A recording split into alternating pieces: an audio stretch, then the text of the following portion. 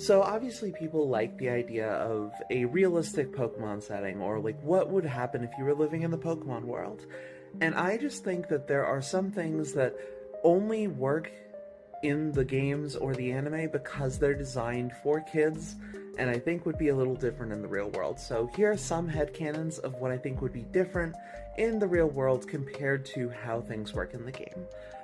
For one, I think that the idea that all of these trainers start at like 10 or even 13, 14, crazy, too young. Maybe in rural areas, I always kind of assume that Kanto is like that because Kanto is a more rural region.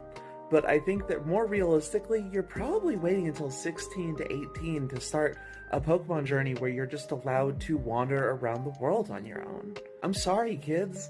That's reckless child endangerment. Another one, I think, and maybe this one's not super popular, I think that there are more than one of each legendary, or there would be in a realistic setting. The idea that there's a species that consists of one singular entity feels weird.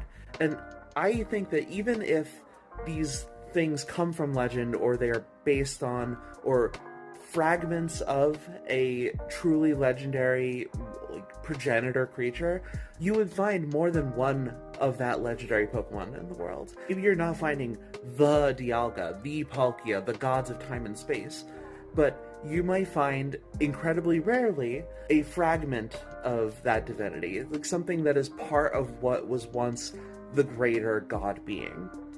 That way, it makes sense that occasionally you'll see someone with, like, a Darkrai or an Articuno. It's like, you have the only one? No, that's so weird.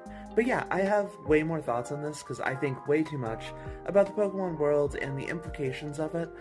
So if you would like to hear more ideas for what would make the Pokemon world more realistic, feel free to let me know.